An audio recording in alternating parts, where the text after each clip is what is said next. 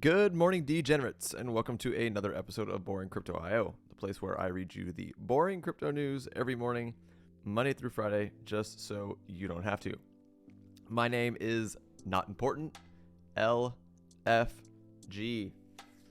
San Francisco authorities make arrest in stabbing of Cash App creator Bob Lee. Arizona governor vetoes bill targeting taxes on blockchain node hosts. Ripple launches liquidity hub for businesses to bridge the crypto liquidity gap. And judge orders YouTube BitBoy Crypto to appear and address alleged harassment. Interesting. To the market. Market dominance sitting at 1.283 trillion, y'all. Bitcoin dominance slowly slipping 46.4%. ETH dominance 19.8 gaining. And 25 Gwei will get you an ETH transaction. If you guys just have been living under a rock and finally crawled out, you know that ETH went absolutely ham last night and has been going kind of ham for the last couple of days. And we're going to talk about that. ETH up 14.43% on the week, 6.2% in the last 24 hours. Bitcoin has pumped a little bit more, sitting kind of level at a 2% gain over the last 24 hours. Moving on, what else we got? XRP, almost 5%. Cardano broke out, 7%. Doge at 4%. Matic at 4.41%. Sol at 3%. 23% for the week, though. Holy snap. Yeah, guys, looking pretty green across the board right about meow. Anything else? OKB, 11.25%. Lido 10, Apto or almost 11, Aptos 10. Woo! ARB went ham again, 30% on the week, 18.8 on the day. Guys, I know people are saying that the bull market hasn't started yet, but it's feeling very bullish. But, you know, per usual, be cautious, take profits, etc., etc. Bitcoin. Yep, going up. Finally. Let me go back onto daily and see what our next levels I should be looking at are. Here's what's interesting about ETH, both ETH and Ethereum. This white line is going to be an old level from back here, old support level. But here's all I'm going to touch on the charts today, guys. Look. We have been skyrocketing. Basically, what we're playing in right now is these old, this old cluster over here of price action, and this is turning into our next levels. We'll be looking at of resistance support. But what is really exciting and intriguing is right here is this cascade. Any cascade like this, you're usually going to see a low volume node. Let me turn on the VRVP. And anytime you see these low volume nodes, there's a potential of a giant price skyrocket to the next levels of volume, where there would be buy orders of orders of either buying or selling, support, resistance, etc., etc. But because we have a significantly low volume node right here, if we can break above, what is that right there? This 31.8 basically. So let's put a line right there at 31.8. This is the last like really big resistance before we jump into this node. If we break above this, there is a very strong potential. We'll just mark this. Let's make it, I don't know, another purple line. No rhyme or reason to it. I'm just weird like that. If we break above this purple line, we could potentially run all the way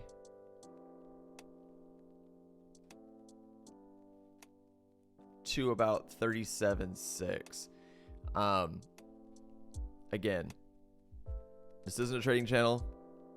I'm not a trader, or I'm not a good trader. Don't pay attention to me. I'm not a financial advisor. This is financial advice. But when we're looking at things like this with low volume nodes, basically right here what you're looking at in the VRVP that we could run all the way up here before this next big level node starts. So that's kind of all I'm looking at right now, as well as a potential pullback. I mean, look, we have ran in the last few days.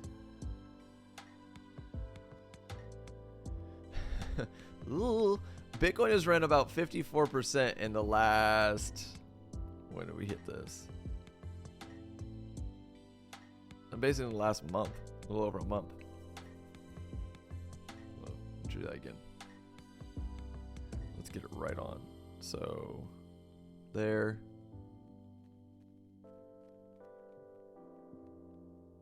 To there. So let's call it 55% in the last 34 days, in a month. So Bitcoin has run 55% in a month. That is concerning.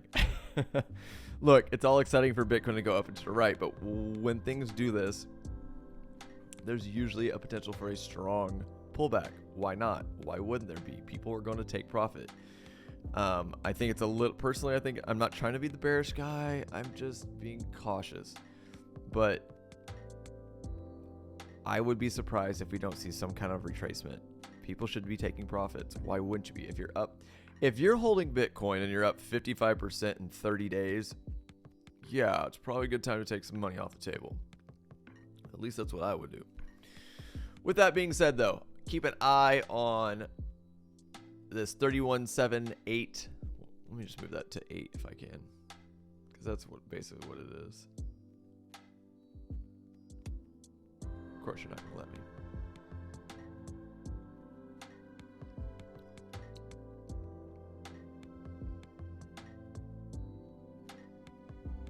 Whatever, good enough. If we break above this 3178, hold, flip to support, there's a potential of running to 37.6, which would be, let's just say we go from here to here. Let's just count it from here. Why not? It's a 21% run, guys. Keep your eye on that. Again, per usual, tight stop losses. Tight's not, I mean, just look, manage your risk, have stop losses in place. Let's move to Ethereum, the winner of the day. No, I haven't backed out on the daily for a reason. For the exact same reason I was showing you what I just showed you on Bitcoin. God, look at that run. Yep, Ethereum just went absolutely ham last night. Okay, so here's what we're looking at. Let's turn the VRVP.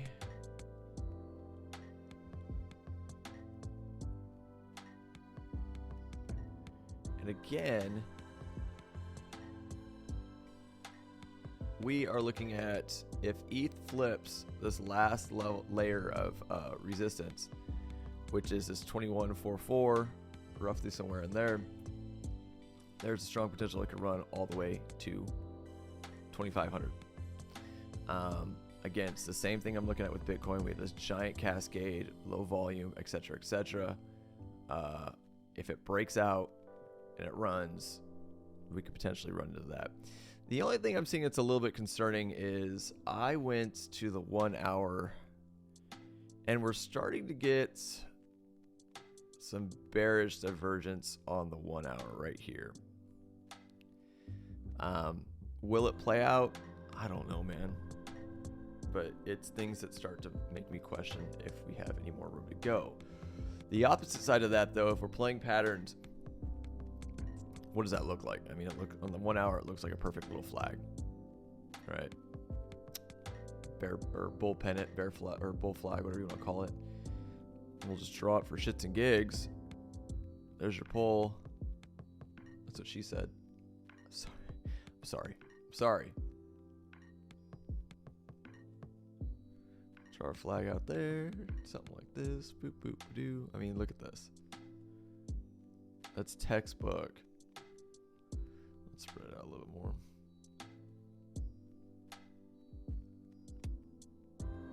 So I mean, that is absolutely textbook. Top, bottom, top, bottom, top. Okay. Let's look at it on the 30-minute too, because I'm curious to see how much more. Yeah, that is textbook. So if this pattern plays out, ETH needs to make a decision. So if I'm playing this on the bullish side, just so you guys know how I trade, if I'm not doing resistance and support levels, I'm playing patterns, I would set a stop loss just below this pattern, probably right around here, the 2110. You could either front run this pattern if you're ballsy, it's riskier. Wait for, if you're going to play the most conservative, safest play, what you're going to do is you're going to wait for a breakout of this pattern, hopefully get a retest to the top of this pattern, turn the top of this pattern into support, from resistance to support, and then run this probably to 21.4. That's a huge flagpole. That's kind of a fluke flagpole. I don't know if I trust it. Usually the flagpole will be your measured move.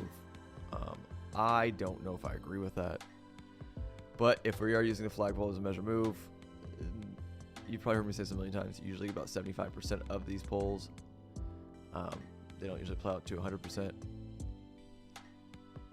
Not a bad little move for ETH, especially if you're playing with leverage. 4% move. Could potentially put us at 22, 27. But those are things I'm looking at.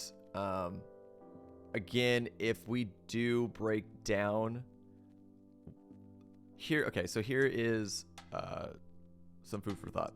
If we do break down out of this pattern, because this is such a fast move, I don't expect a lot of support coming in. Again, we're on a God, it's a 30-minute candle. Holy hell. We're on a 30-minute chart. That's telling you there's not a lot of buy or sell orders in here, potentially. I would be looking for it to come back to this, basically this $2,000 level, flipping this into support, hopefully ranging and continue to go back up. Those are things I'm looking at. Outside of that, per usual, I'm not a financial advisor. This is not financial advice. I'm a terrible trader. I'm just some random dude in a room talking to people on YouTube. Take that for what it is. Moving on to the news. San Francisco authorities make arrest in stabbing of Cash App creator Bob Lee. Police Chief Bill Scott said there was evidence that the suspect and Bob Lee knew each other, ooh, getting hairball, but did not comment on the possible motive of the attack. San Francisco Police Department arrested a tech executive named Nima Momeni in connection with the April 4th stabbing Cash App creator Bob Lee. In an April 13th press conference, the SFPD announced that Momeni was in custody following the execution of search and arrest warrants in San Francisco and Emeryville, a city across the bay. Police Chief Bill Scott said that there's evidence to show that Momeni and Lee knew each other, but did not comment on the motive of the stabbing, adding that the case was not yet closed. This is concerning. We all thought this was just a random act of violence in San Francisco, which wouldn't be out of the norm. San Francisco is hairball as hell lately. The death of Lee, known by many in the tech world for creating the mobile payment service Cash App, sent shockwaves through the crypto space. The news that Lee knew Momeni suggested the attack was not random, despite some media outlets pointing to San Francisco as a crime-ridden city. I just said that. We knew nothing about the facts of this case immediately after it happened. None of us did, said San Francisco District Attorney Brooke Jenkins. My urging through Twitter, through the news, was to really press upon not just the media, but the residents of San Francisco and everyone else not to draw conclusions about what happened in this case, so on and so forth. They start tweeting about it. It's unclear at this time of publication what charges, if any, Momeni could face in connection with Lee's death, but San Francisco Mayor London Breed referred to the case as a murder. Well, yeah, it's obviously a murder. The person was stabbed. Interesting. In addition to developing Cash App, Lee had formerly been the chief technology officer of Square, later rebranded as Block, the chief product officer of Mobile Coin, and a father of two. Sad and unfortunate, but if this is a homicide or if there's foul play here, if this was premeditated, this is interesting and concerning. Like, what were the motives? Why did we take this person, or why did they take this person out? Let me know what you guys think. Comments down below. Moving on. Arizona governor vetoes bill targeting taxes on blockchain node host. The bill aimed to have only state authorities impose regulations and taxes on individuals and business running blockchain nodes as opposed to those at the city and county level. Katie Hobbs, the governor of American state of Arizona, has vetoed legislation that would have largely stopped local authorities from imposing taxes on individual and business running blockchain nodes. In an April 12th decision, Governor Hobbs issued a veto to Arizona Bill 1236, first introduced in January. Legislation aimed to revise sections of the statutes pertaining to blockchain technology, largely reducing or eliminating regulation and taxation of node operations at the state level. A city or town may not impose a tax or fee on any person or entity for running a node on blockchain technology in a residence, said the Senate version of the bill. The imposition of a tax or fee on a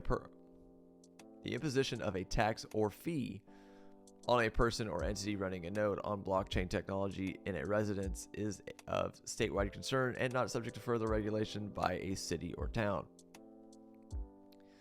Under the bill, the same restrictions for cities and towns on node operators would have also applied to counties. Following approval in the Arizona Senate and House lawmakers sent the bill to Hobbs' desk, where she vetoed the legislation on her 100th day in office. Some Arizona lawmakers have introduced legislation aimed at making the U.S. state a pro-crypto regulatory environment for both companies and individuals. State Senator Wendy Rogers proposed Arizona government make Bitcoin acceptable as legal tender and joined with other lawmakers in a resolution having crypto be a tax-exempt property under the state's constitution. Let me know what you guys think. Comments down below. Ripple in the news. Ooh, man.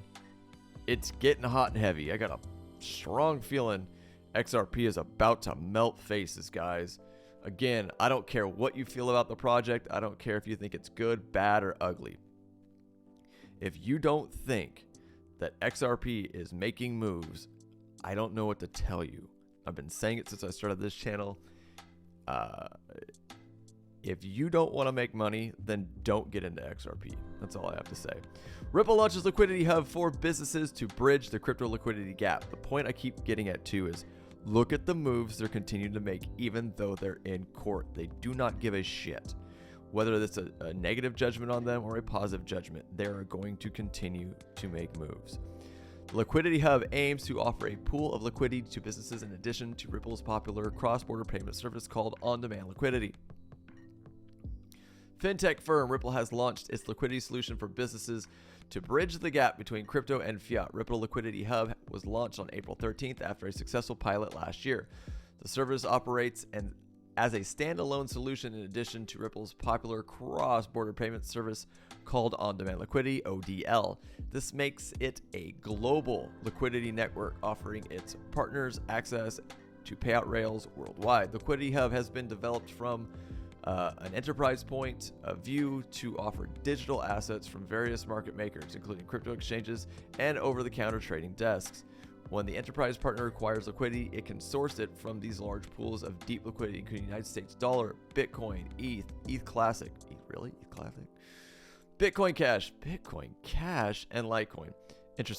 Interestingly, the product launch finds no mention of XRP, the crypto token issued by Ripple. XRP has been central to most liquidity products and services the fintech firm offers, especially cross-border liquidity services. However, XRP was mentioned among digital assets in the company's pilot phase. The omission of XRP from its liquidity pairs could be attributed to the company's ongoing court battle in the U.S. with Securities and Exchange Commission. Ripple claimed its liquidity solution would considerably reduce the cost of operations on high-volume transactions. This is done by optimizing cryptocurrency pricing and liquidity across asset pairs. The Liquidity Hub eliminates the need to pre-finance capital positions to source liquidity or conduct transactions. The liquidity service reduces complicated multi-platform administration requirements by enabling organizations to access digital assets in a single place. The services also look to lock in optimum pricing for digital assets to protect companies from market instability and price swings. Ripple has made a name for itself in the fintech world for offering various liquidity solutions and cross-border remittance services. Excuse me. The popular ODL solution has onboarded several banks worldwide to provide cheap remittance services with the help of cryptocurrencies. XRP in the news, Ripple in the news. They're continuing to do things, guys. That's all I keep saying. The SEC case ain't going to stop them. All right, last but not least, and I'll get you guys out of here so you can go enjoy your weekend and stop listening to my terrible reading, mumbling, stumbling ass. Judge orders YouTuber BitBoy Crypto to appear and address alleged harassment. Interesting. Ben Armstrong was ordered to appear in a Florida court to address allegations he threatened and harassed lawyers behind a class action lawsuit against him and other crypto influencers. A federal magistrate judge has signed an order requiring BitBoy Crypto, Ben Armstrong, to appear in Florida as part of a status conference related to a lawsuit involving several crypto influencers. An April 12th filing in the United States District Court for the Southern District of Florida, Judge Melissa Damian ordered Armstrong and his counsel to appear on April 20th,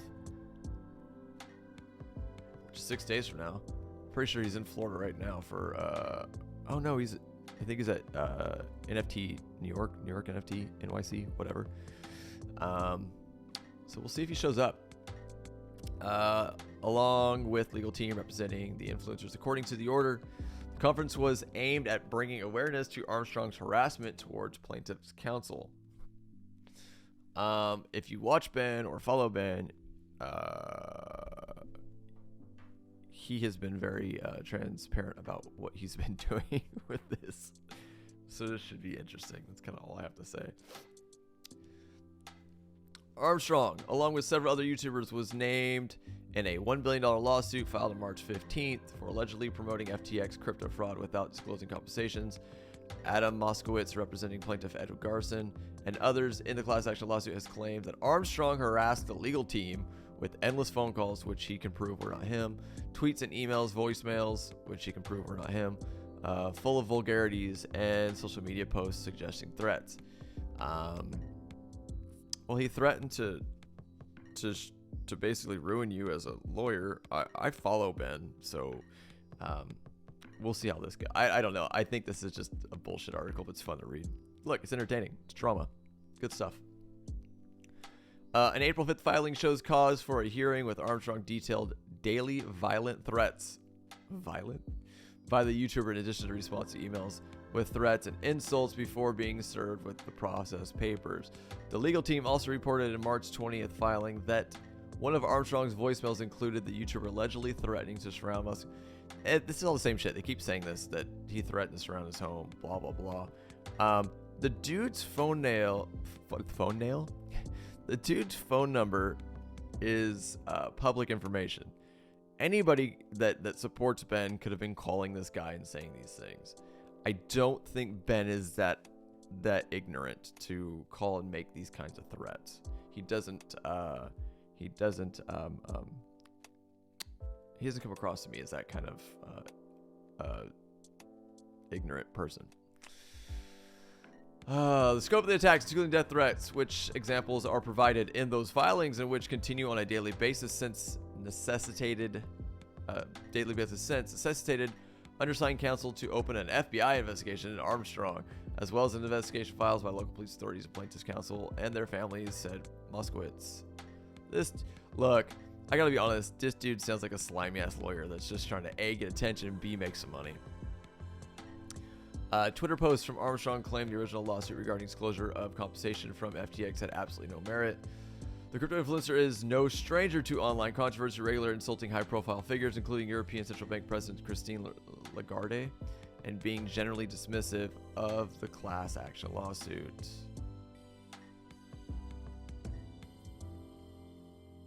I'm not sure that's a threat, but anybody, you can say whatever you want about people. In August of 2022, Armstrong filed a defamation suit against YouTuber. This is all the same. This is all nothing new. So we'll see what happens, man. I'm sure Ben will be talking about this on his channel. But anyways, like I said, it's clickbaity, it's fun, it's drama, it's entertaining to read. Let me know what you guys think. Comments down below per usual. Outside of that, let's look at Bitcoin hovering just around 3866. Let's look at ETH. Let's get back to at least the 4 hour and see where we're at. And let's get rid of this ugly flagpole because it's in my way. God, look at that candle. That's insane. 2 of these, just boom, boom. All right, we're hovering at 2119. Cool. Let's see what happens during the weekend. This thing could dump to the floor or it could pump, because we know how weekends get. They get crazy. They get volatile. Outside of that, guys, if you do enjoy the content I provide here on Boring Crypto IO, please by all means subscribe to my channel. Turn on the bell for notifications so you know when I do post videos. Watch, like, educate, and share these videos on all your social channels. And I'll see you guys bright and early Monday morning. I am out of here.